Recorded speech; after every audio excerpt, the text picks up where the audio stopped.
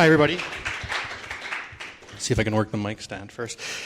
Thanks for having me here, and thanks for coming to the talk outside of the city of Calgary, and also in part outside of the InfoSec community. I really sort of feel that way. It's been great to open our eyes and attend a conference like this with all of these really incredible presentations. So today what we sort of have is a mea culpa from developers. It's not a super technical talk. It's intended to be kind of lighthearted, but I'm going to do the Ritalin version because I got a lot of slides. And maybe not a lot of time, so we'll just dive right in. How many developers in the room today? Yeah, handful. And I mean, this is intended to talk about a couple of different perspectives and hopefully give you some insight into a world which is certainly not the same as the corporate environments and the large enterprise environments that I know a lot of you work in. I run a small indie software development shop, web-based software, out of Lethbridge. It's a place south of Calgary. We're still on horse and carriages, butter churns. Remote is what I'm saying. But, you know, I think it's really frontline kind of bare-knuckle stuff, and I'm hoping to give you some insight into our world. So you've probably all seen this one, right? Has everyone seen this particular XKCD? Yeah, so we just recognizing that web security is not necessarily always the same thing as the internal systems and data centers and networks that you're all managing. So here's kind of the thesis of the talk. You know, we have a lot of full stack developers in our environment. How much are we really thinking about security? How much does it factor into the work we do? I said I'll be generalizing a bit, but are we really paying attention? And who am I? Who's asking? We have a small company down in Lethbridge. I work in the tech community down there. I'm involved in our tech incubator and some business development, economic development types of organizations, but I chair the advisory committee to the Lethbridge College Computer Information Technology program, and generally involved in the tech community down in Lethbridge. And when I say we're a small indie development shop, that's kind of what it looks like, you know, just like you'd expect. Just a bunch of guys sitting in an open pit getting some work done, hopefully. So kind of the context is here, I believe that our firm is fairly small and average when it relates to small business needs. We're generalists, we're full stack developers. We don't just have database people, we don't just have JavaScript people, we don't have that luxury, frankly. Everyone's kind of working across the full LAMP stack. And what I'm trying to put forth here is I don't believe we're necessarily the best of the best. I think that's okay. I don't think we're special, is another way of putting things. As we've all done, we've gone in and worked on some other projects and you go, oh my God, what is happening here? How did this ever? And you just shake your head and walk away. We've all been there. I hope people haven't had to do that with our work, but I guess I can't rule it out. But we've been around for about 15 years, and I feel like we do have our finger on the pulse of small business web development. Just a couple of disclaimers. You know, again, I just can't stress it enough before I get into these very opinionated matters. I'm not trying to say that we're the same as if we have any large enterprise teams here that are well-resourced and have specialists in each area. I think that's a different thing. Really what happened is a few years ago, we really got on a mission to start to become better at security. We weren't good at it. We're getting there. That's why I'm at a conference like this, even though, broadly speaking, InfoSec isn't our main domain, right? The premise. I believe most small-time developers, especially the one or two man shops, scaling up beyond that, we just ignore security. We don't care. We don't have time to think about it. Some of the reasons why is there's a lot of reliance on package-driven development systems, which incur a lot of risks. Open source content management systems, all that ugly stuff. It's not surprising that they're highly vulnerable, but we continue to use them. The volume-driven, sales-driven economics of small development shops do not encourage the type of secure development where you can really stop and think about things often, because you keep scaling up and nothing ever goes away. Nothing ever goes offline. So you have all these servers out there ripe for the picking. As we get into the later slides, just going through some of the threats, the social engineering stuff, the really irritating threats we have to deal with, and what I think are some common mitigation measures. I sort of might talk in the first person a little bit here. I don't want to give you the impression that we're just doing a terrible job. Our team does some incredible things beyond just the web development realm. Our team builds SaaS products and scales up into some other enterprise systems. But generally speaking, I'm talking about that realm of the work here where it's kind of brutal. We live in a perfect world where nothing bad can ever happen. And given the chance, I think a lot of developers, especially on the web side of things, will spend any extra time building in new functionality and capability, not necessarily hardening systems. I've talked to developers who didn't understand that term. It's just So, but before I go on, I want to say, really, is this just me? Is it just the world we live in? Is there anything to back this up? So I did a quick scan. Not super scientific, but draw your own conclusions. I just went to the top web industry blogs I could think of, and I just pinged a few search terms around.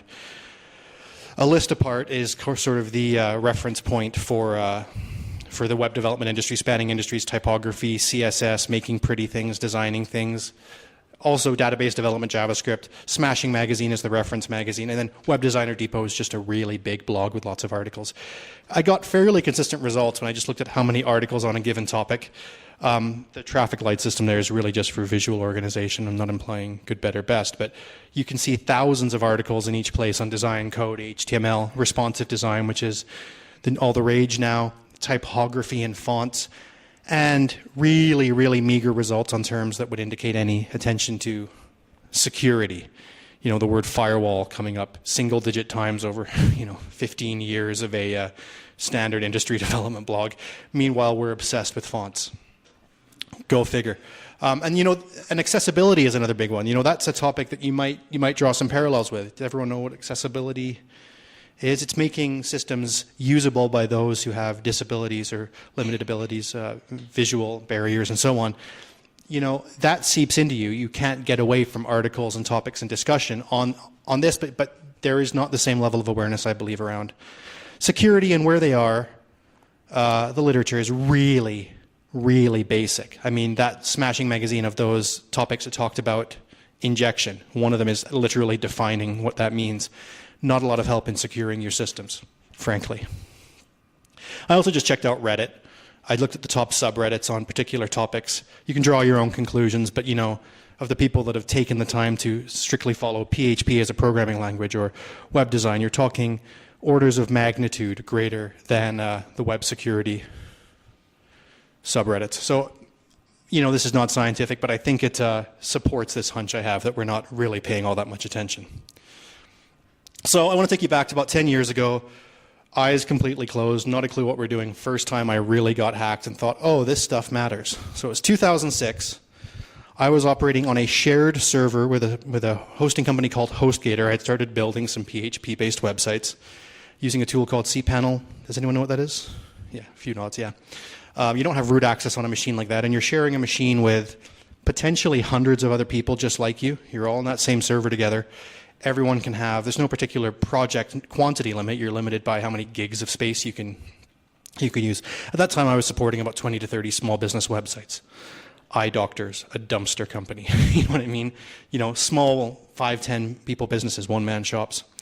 So the bottom tag there, one day, somebody or somebodies who you could later find their manifesto were waging economic warfare, found every file on the server with the word index in it, and overwrote it with a defacement script, which I'll show you in a second, on a schedule immediately before backups ran on those servers.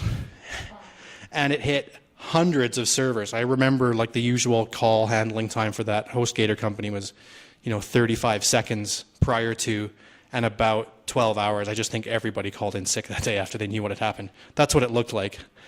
I mean, straight out of a movie, right? It's like the Jurassic Park hacking screen, What was nice was they at least left other things together, because they could have flat out destroyed my business. They didn't touch my databases, and they didn't remove all the other assets. They just overwrote the index page. It's a long couple of days to sort that out, but we learned the lesson and kind of figured, okay, let's never have this happen again where you can wake up one morning and your entire business is wiped out. I mean, I was just a small shop, but this is my livelihood. This is a part of the economy and the businesses we're supporting. Same feeling. Incidentally, and I'll talk about this later, this still routinely happens to my colleagues at a much bigger scale. They still routinely wake up with their entire business compromised and 100 sites down, but I'll talk about that later. So fast forward to 2016, where is a business, what's a sort of a typical small, medium development shop now? We're typically working multiple dedicated servers. It's looking a bit more organized. Some still are bare metal servers, some are going to be virtual servers. Kind of got things segmented into production, staging, testing, etc. That cPanel tool, though, that doesn't go away.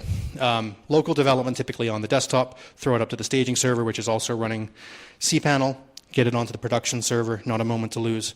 And a shop like ours, I don't mind telling you, we're supporting into the, a couple of hundred distinct businesses. That's that volume part again. It's not one client. You got to focus on the broad strokes. So people come to us, they pay us money to deliver a project which they hope will have a lifespan of, if they're lucky, they're probably thinking 5-10 years at least. And put more on the box, get another box, put more on that one.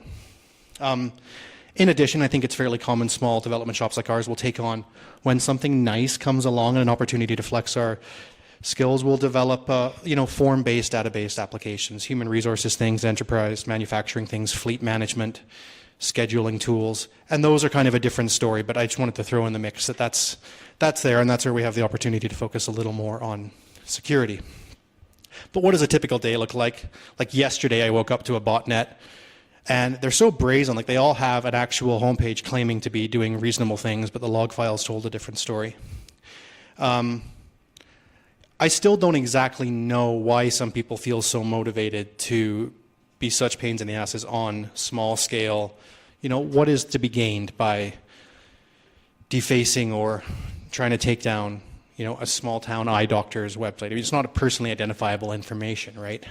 Why are people doing it? Maybe you have some more opinions. If I had to guess, it's spam relays is a lot of it. This is where I think most of the bad stuff that ends up in your inbox comes from.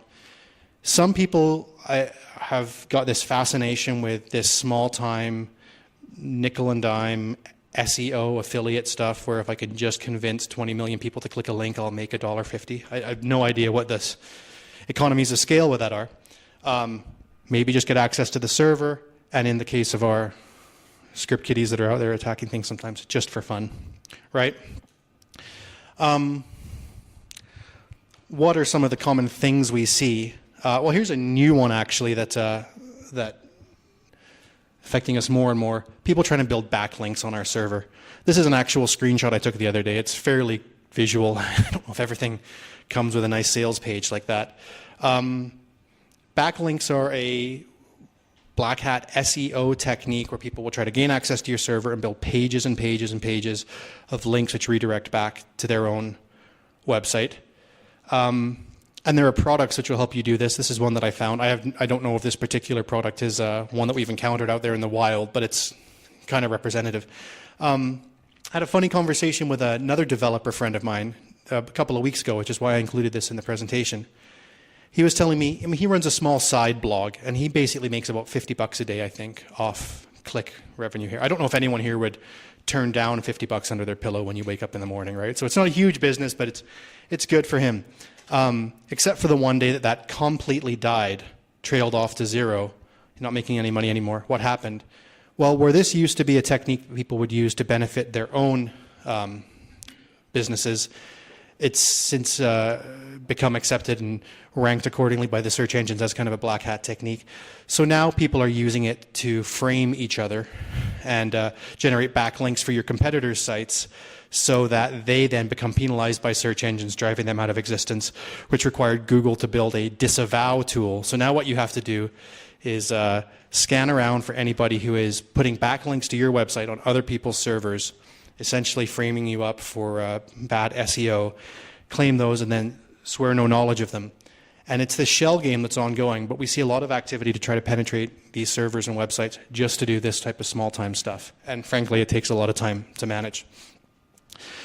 You won't be surprised to know that there's still a lot of attempts just to get bad stuff on the server. Upload fields are a common one. I've taken a screenshot here of EXIF tool. This isn't not inherently a bad thing, and there's lots of other versions like it, but manipulating image data. There's so many places around the web, small and large, where you can upload files, right? It's half the point of what we're doing.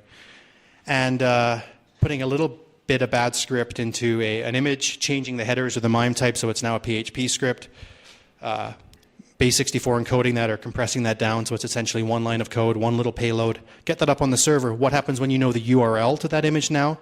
You can just put a question mark on the end of it and feed it commands, and you essentially now run that server. Do most developers I know, are they aware of this? Yes. Do we really stop and think about all the things we could do often to make sure that doesn't happen? Not usually, frankly. We just see a lot of attempts to manipulate images and get them onto servers, which leads to shells. This is an oldie but a goodie. This is the C99 shell, which I've scraped off lots of different boxes. This is a pretty old screenshot. You guys all know what a shell looks like because you work in this industry. But this is still floating around out there. And you can see all types of fun stuff you can do. Incidentally, this screenshot's kind of fun because I think, maybe it's not this one. It doesn't have the HostGator URL in there, but there's a base64 image.php is literally one of the scripts in that directory, which gives you a clue that that's how it was uploaded. And you can get access to the database. You can do anything on this server once you have a shell, which you guys all know. But why do I think people are mostly bothering with these shells? It's to get at mail.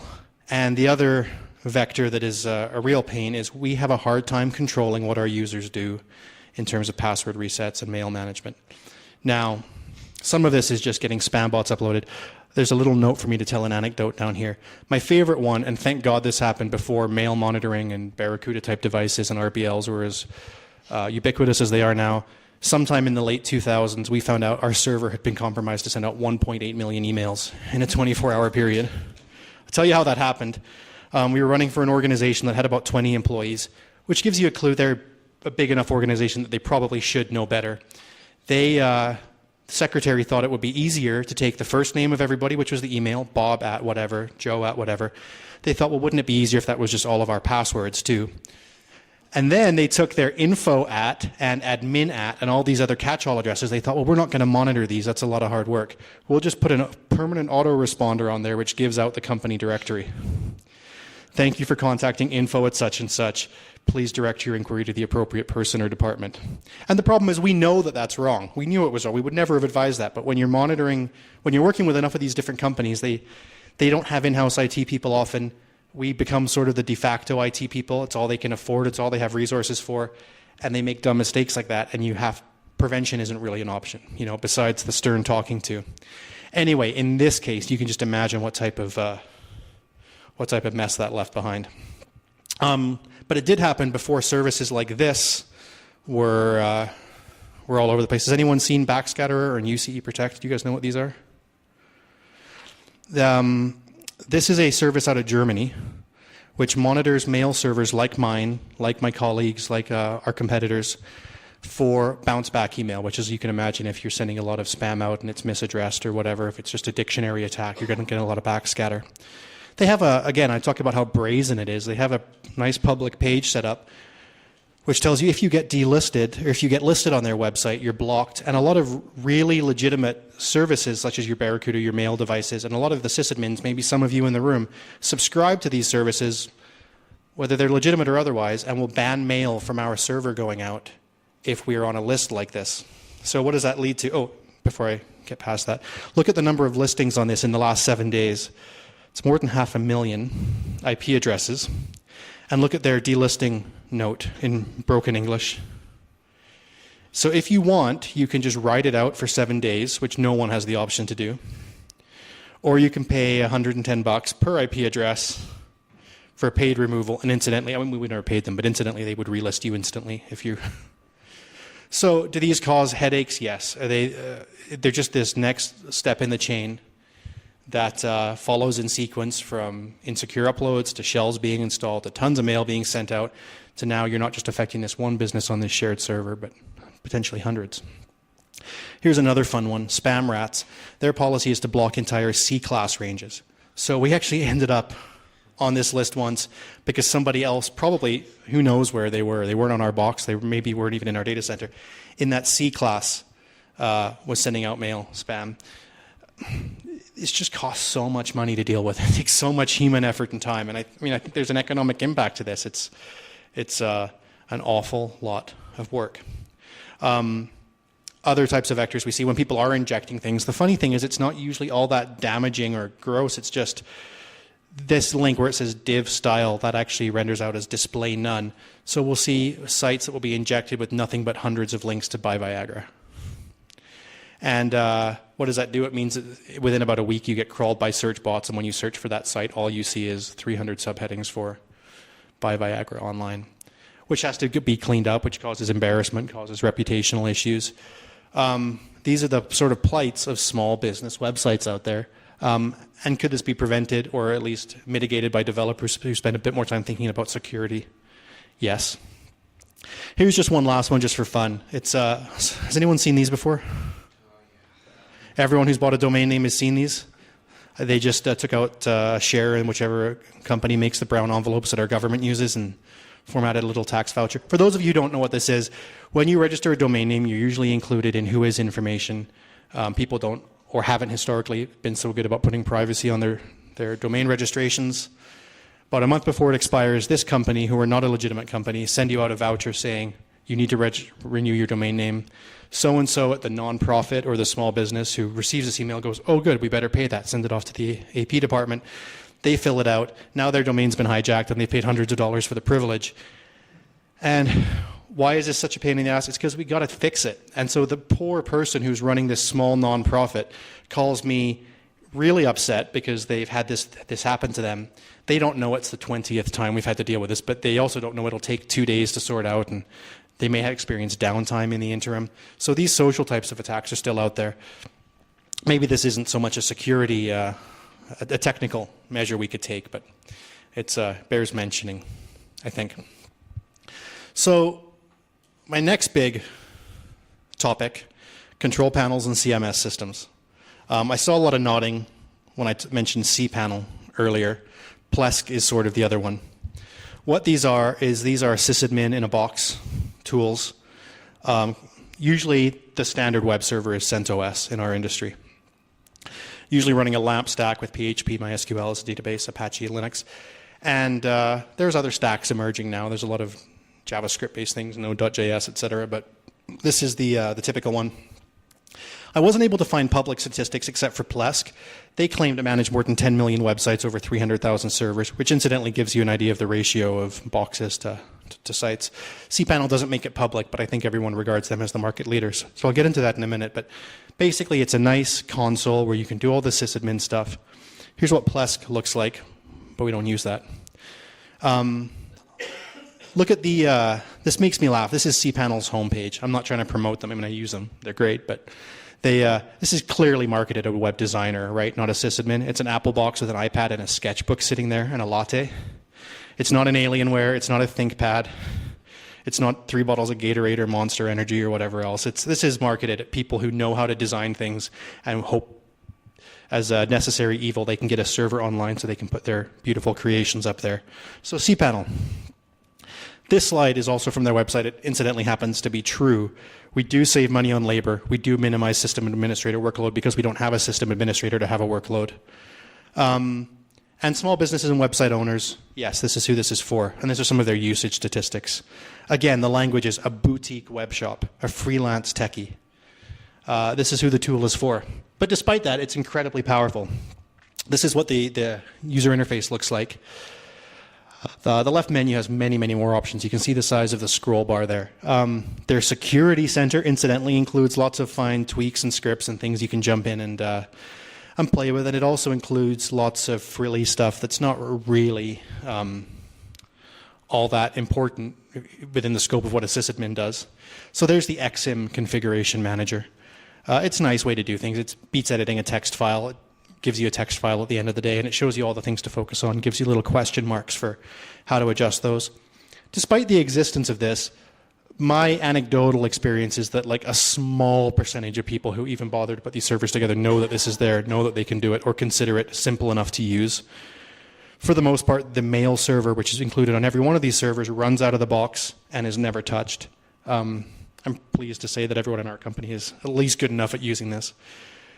And then there is a end user level called cPanel. So this is still the root access, and this is the end user. And there's lots of weird stuff here. There's, let's see, you can see your latest site statistics. You can create mail accounts. You can browse files.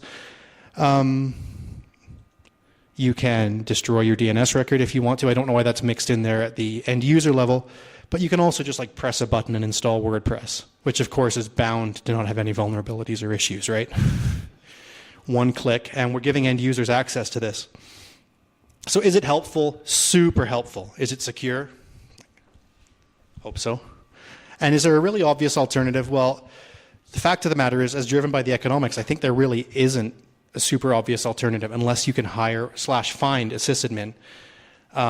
It's not really an available option for a lot of small development shops that are 1 or 2 people that are working on a project basis. Somebody brings you a project, you answer an RFP. And these are the conditions which give rise to all of these compromised servers that are out there. Which brings me to WordPress, which incidentally powers, according to the statistics on this site, 25% of the websites on the internet. So that's quite a lot. We all use the internet. We all have a stake in this. Joomla, which was the previous market leader, is an absolute dumpster fire. And it's now down to about 2.5% market share. But I mean, it always ends in tears if you install Joomla. It's never, ever been a good idea. So what is cPanel built on? It's a basic framework, and then quote-unquote designers, quote-unquote developers install plugins on top of that in order to create something for their small business client. Here's a nice one. Go to this marketplace called Envato. Reputable place. They do a lot of business. I have an account there. I sometimes buy assets from there, although not for WordPress like this. So for 19 bucks, you get a really nice swooshy banner to put on the front of your website. Yes, add to cart. And there's their website. They claim, it says somewhere on here, 1.5 million websites powered. And this is an old screenshot. So that's nice, but look, WP security checked. They've checked their security. Probably because, as of March 29, 2015, every single one of those installations got completely pwned on the same day through an injection exploit. It wasn't very nice. This might have been the day one of my colleagues, again, I told you this still happens, where you wake up in the morning and every site you have developed for all these people who have paid you thousands of dollars are all down on the same day. It's still an issue. In this case, it installed this particular shell here. Again, you all know what shells look like, but you can do fun stuff. This is a nice one because it just has defacement.php sitting there in the directory, just ready to be run if you want to make the person's life super miserable. And it's again on a HostGator machine. If you look at the uname file in the top field in the top left, randombox1643.hostgator.com. Here's another one. This is an SEO company. Blind SQL injection. Here's another one. Jetpack, I believe, was an SEO company. I'm not exactly sure what they do, but they must be pretty big because they've got jetpack.com, which is an awesome domain name. And this is the WordPress vulnerability database. Now, incidentally, all three of those fields, the WordPress system, WordPress plugins, and themes, are all three components of most WordPress sites. You need to have a theme, you need to use the base installation, you need to install plugins. Take a look at the plugin vulnerabilities. It's like 5 or 7 this week reported. Theme vulnerabilities, not quite so bad, but it's a lot. Here's WordPress's overall major security releases. The point is, this is powering 25% of the internet, and these exploits get out very, very quickly. Very quickly. Which means you wake up to these phone calls again where your entire business is gone. Do you have backups? Well, that's the other thing. Often, no. It's just not part of the mindset, I think, for the small business, small-time indie developer. This was my prompt. I just have like 2 of these. One was just a couple of weeks ago. It was lots of fun. A local WordPress guy took over one of our small clients. It was fine. He called us one day very proudly. He says, "We finished their new site. We'd like you to host it." And I said, "Well, what do you mean?" He says, "Where do I upload it to?" "What do you mean?" "Well, put it on your server." "Well, I don't have a server. I don't know how to do that." But he's redesigned it and redeveloped it. It doesn't, I mean, you can get this for $1. I don't know why this was difficult. But I'm walking to work. It takes me about 20 minutes. I spent the whole 20 minutes discussing with this guy, I can't just put your WordPress site on our box with all of our other mission critical stuff. It's not a good idea. "You're being unreasonable." "No, I don't think I am." "It's secure. You know it's secure. You're just saying that." "No, I don't think it is, and I'm not. It's a real problem." We eventually compromised and found a staging machine that wasn't really in that much use. We said, "We'll put it up here for you. We want to help you out. I don't mind getting paid to do that. It's just I want to tell you I don't think this is going to work well." It took like 3 days, right? 3 days later, the phone rings, and it was like kind of an awesome win for us and this poor guy. I mean, the thing had been defaced, and he was in a lot of hot water for his client, and it's like utterly predictable. It's not a lot of fun. The other one I already mentioned, where this fellow who, prior to working for us, had his own side business where he had set up all these little boutique one-off WordPress sites for like the local symphony and the dog shelter and all of these pretty small business. Again, he woke up that morning and hundreds, 5-6 years worth of work, they all phoned him the same morning. He did not have backups, did not have the original installs, They were spread across multiple servers. There was no Band-Aid fix. He might still be working on it. And this was somebody later who incidentally ended up kind of burning out and falling off the map. We all know people who have had that burnout type of thing. I don't think situations like this help. But incidentally, and this is where I'm going, the irony of this is I can trash WordPress all day long. But every complaint I have about a system like that, and I go, that's so ridiculous, why would you do that, is basically true of the same system I'm using to run our servers, which is cPanel. We don't really understand all the componentry that goes into it. They're widely used. They do have vulnerabilities. I rely on it. Can't get away from it even if I wanted to. Essentially, we're using it because we lack the skills or resources to properly manage a server, or at least at the scale that it would be sufficient to be secure for every one of these dozens of businesses we support. They can't afford for each of them to be on a dedicated box with a firewall, with somebody paying attention, installing updates. They can't afford it. They can't afford to hire someone who can do it. Our shop's busy, we're successful, we're happy, we're doing great, we're prosperous, but we can't afford to scale up to the level where each of those people is having proper attention paid to their security. So we use cPanel, which, I believe it's analogous. All of you proper sysadmins in the room could say, well, why would you do that? Well, the same way I would, have scorn for a not really a developer who is just installing these open source systems. It's the exact critique, but it's where we find ourselves. And then I think as well, attitudes don't help. So it's this reliance on packaging type of things and this business model where you eat what you kill. It's sales driven and everything's project based. And if you're smart early on, you figured out how to get enough recurring revenue in there to scale your business up. But that's often a hard sell. It's a hard fight. People, the clients know that you need them, and you can charge a nominal amount to keep things going. But at a certain point, when the world one day gets more complicated, you end up supporting all these projects which were previously a factor of X complication, and now they're 2X. You can kind of get left in the lurch, and I believe that happens to a lot of small-time or indie shops. So you're always trying to support old things and bring new things on stream at the same time. But again, speaking of attitudes, these are all essentially things I've heard. Well, should we run server updates? Well, what if the server doesn't come back up? There's true uncertainty around that. What if it doesn't? We don't know if it will or if it won't, and if it doesn't, we're out of business, literally. A good example is that top bullet point. Recently, MySQL released version 5.6, which broke password compatibility with everything before version 5.4. Password hashing changed, and it was just a clean break. So then where do you find yourself? You've got 100 projects all distributed to the wind, and they're all using an old type of password, and you think you should probably update it, except where are you actually going to find the maybe nearly a week it would take to go and fix every old password? If you press the button to run updates, they'll all just break. Do you do that in the morning? Is it a Monday morning job? Is it a Friday afternoon job? Do you try to do it in the middle of the night? Where do you press the button that'll break your business for a week? So what do? You just don't run it. I logged into a colleague's server not that long ago. It was at 800 days of uptime. And I don't think that's a good idea. It hadn't had updates in 800 days.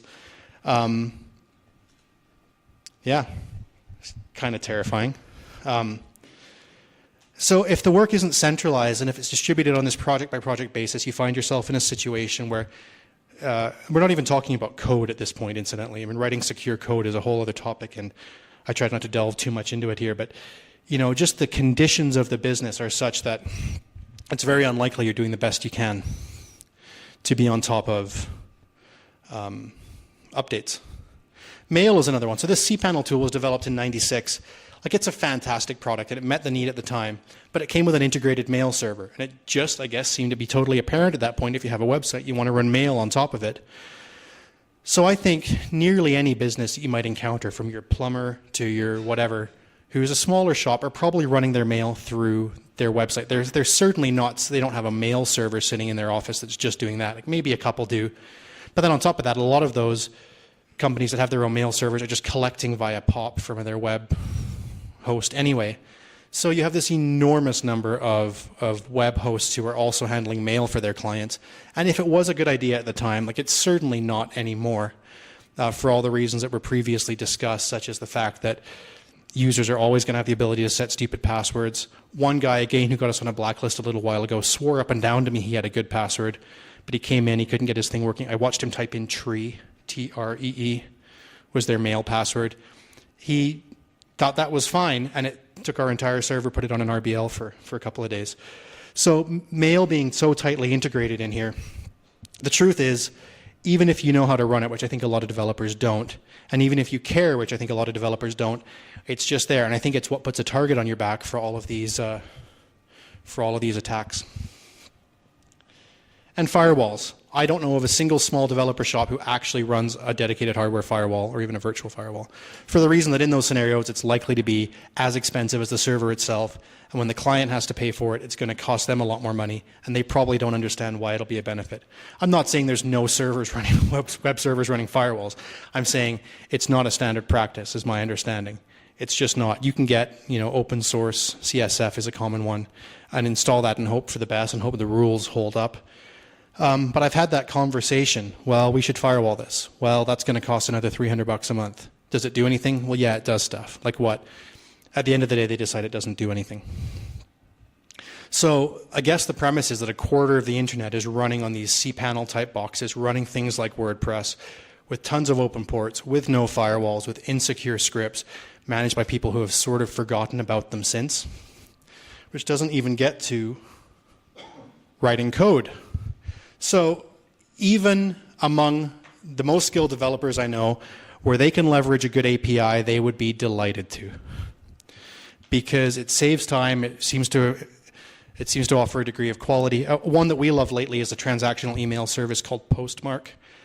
It just lets you fire off through a simple API call mail that you're sure is going to get delivered. You're sure it's not going to bounce. If it bounces, it's the other guy's fault. It doesn't come off our MX or off our DNS. And that's great, except for all that content, including like password resets and all this other stuff we're shuffling off to this third-party service. Another great one is Stripe, which has essentially replaced PayPal. Stripe's a phenomenal, actually, it was so good at replacing PayPal, PayPal bought it, so it's only a matter of time before they ruin it. But it's a fantastic service. You can really easily integrate some kind of basic online shopping cart. It builds in coupon codes, it builds in recurring payments, it builds in all these cool things for your clients so you can offer them more with them spending less, or you can put their budget to other places.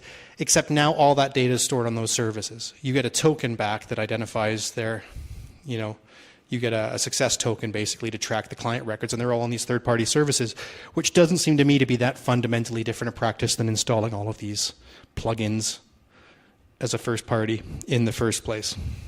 So yeah, we're still trying to do more with less and rely on other people's packages as best we can. And whether we call that cPanel, whether we call that WordPress, or whether we call that implementing a sexy API, it's kind of different sides of the same coin, I think. So I must have been talking really fast because I'm through a lot of slides and not that much time, which is great.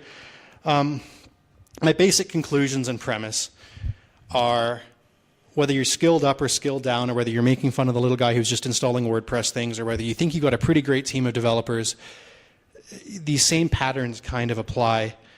Plugins in general bring risk, which is like, if you look at it, it's the most obvious threat vector that gets all of these servers nuked. Like if you guys want a server, you're all super smart, you could go pluck a server off the tree today like a piece of fruit. Just go to a site that seems to be running one of these open services, do a port scan on it, and you're in. I mean, it's trivial, right? I already talked about this slide a little bit. So what do a lot of small business websites look like? Unashamedly, there's not usually a lot in the way of preemptive security. What you try to do is you try to write good code. As you become aware of bad practices, you don't do them anymore. As you become aware of best practices, generally you try to do them. As you become aware of a port that should be closed, you close it. As you become aware of services that can help you, like brute force protection services, we're trying to install those. But these are broad stroke solutions, and it's using a bulldozer, not a scalpel, right? You're just taking these broad strokes approaches and hoping for the best. And it's a lot of break fix stuff. And I think the only saving grace really is that people don't seem to take an active interest in absolutely destroying us, which they could easily do. It seems to be, for the most part, the things we get hit with are just like basic defacement, small-time mail bots, affiliate backlinking, nickel and dime SEO stuff. And I don't fully understand why that is. It's kind of lucky that it's just this like flicking mosquitoes off type of way. But if somebody really decided to make our lives difficult, I mean, we would be defenseless, which is what you want to hear at an InfoSec conference, right? So I guess too, I mean, I mentioned earlier on, we're kind of developers. We're trying to get better at InfoSec. We're certainly not skilled in the same ways, all the same capabilities as the people we've heard in all these fascinating talks. But there's a lot of internet out there. It affects us indirectly, if not directly. My comment is, if this makes you think this is how your team works, like go check up on them if this sounds any familiar at all for the enterprise people in the room. And if not, be grateful you got a good team doing a good job. And maybe kind of finally, I don't want to paint everybody with the same brush. I sort of talk in some generalizations here, but our company does have an absolutely amazing team who are always developing their abilities, writing good code and applying that in the best way possible. But you're stuck with this legacy, right? You have this 10-year comet tail on a lot of these projects where they're just getting more vulnerable. In the last talk, we know decay was a topic. Well, the decay on a 10-year-old website that hasn't been updated because the people won't spend literally $100 on it. What do you do with that? You're wearing that. As a development house, it becomes a huge liability and a huge risk. And I'm kind of speaking very frankly about what my company's experiences are. But as I said at the beginning, we're not special. We're not unique. It's just seemingly the way it is. And that's my talk.